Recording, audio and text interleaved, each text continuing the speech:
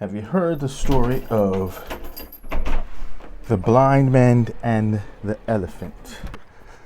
A king calls for the blind men of the capital to be brought to the palace. He has an elephant brought in and he asks the men to describe it. The king asks the blind men, "Can you tell me what sort of thing is an elephant?"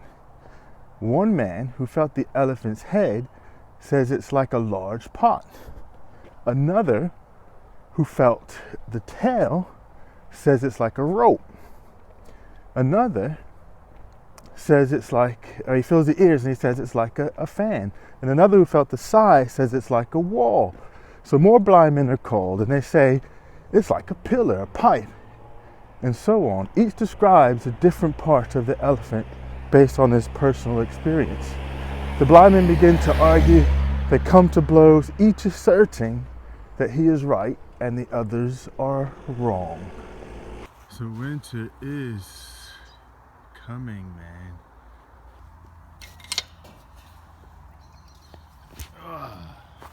I tell that story because I just started reading Dave Gray's new book on liminal thinking, in which he examines or investigates our beliefs and how you can, and what beliefs are and how beliefs are structured.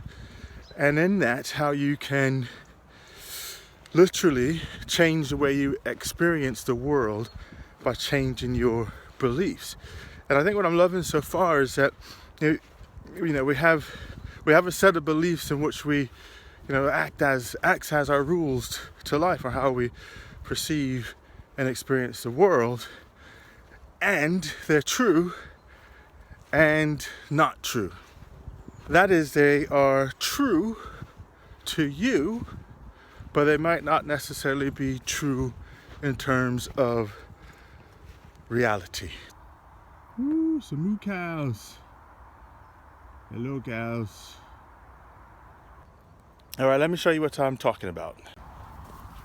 So, in David Gray's book, he outlines in the very first couple of chapters this pyramid of belief, which is this. So it says at the bottom here is reality, and reality in its ultimate sense is unknowable.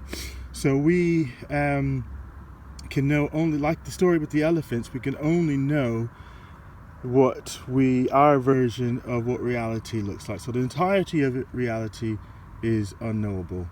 Even though you could talk to other people and get different and together pull your knowledge of reality together, you still are only ever operating based off of your experience of reality.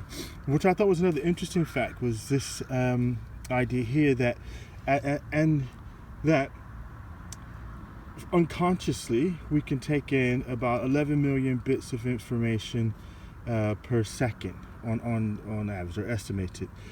But we can only pay attention to, or focus our attention on 40 bits of information per second.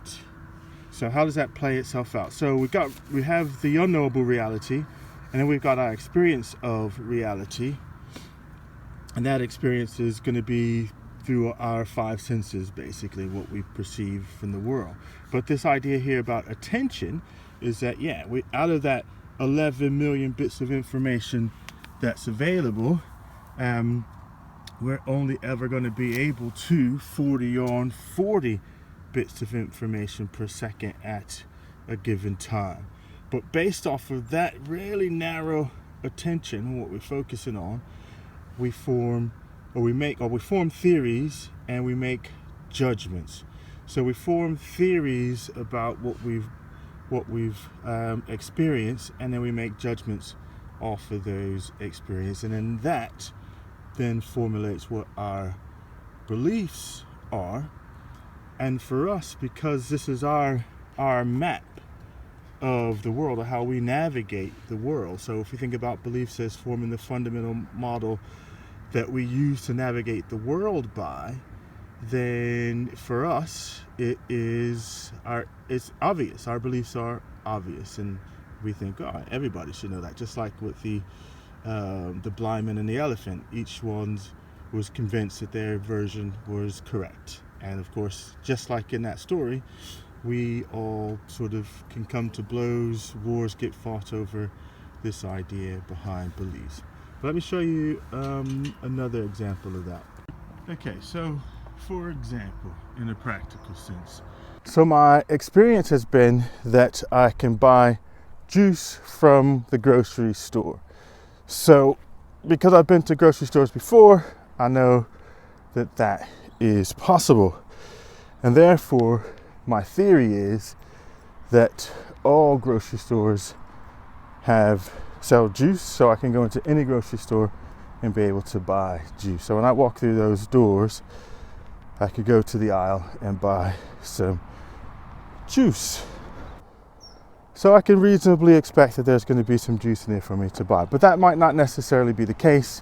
They might go and for whatever reason, they might be out of juice, or maybe decided not to sell juice anymore. So I can then make a new judgment based off of that. But my belief is solidified that I can go into grocery stores and I can buy juice from them. And that's just one of our simple beliefs. Imagine all the beliefs that you have right now that are helping you to navigate the world. So your map, built of these hundreds of beliefs, help you to navigate the world. How many of those beliefs actually are corresponding with reality, the unknowable reality, but a different aspect of reality to what you've seen, like with the elephant example. So had they, got together, moved around, and let's piece this thing together with your piece of information, and they would have got a bigger feel for how to describe the elephant. As I'm walking and reflecting on that, we have this map. The map is pretty much kind of formed by the time you are, sort of middle childhood. And if we never go back to question this map, or at least revise the map based off of new experiences, based off of what we pay attention to, then we could be navigating reality with a map that maybe isn't the best map to use to navigate to do what it is that we want to do. That's what I'm trying to say. So that's beliefs. Think about that. Think about your map that you are using to navigate the world. Which of your beliefs in there going to help you to get to where you want to go to, or hinder you from getting what you want, or getting to where you want to go to, achieving what it is that you want to achieve? And do you need to update your map of reality? And remember that the obvious isn't obvious. It's only obvious to you.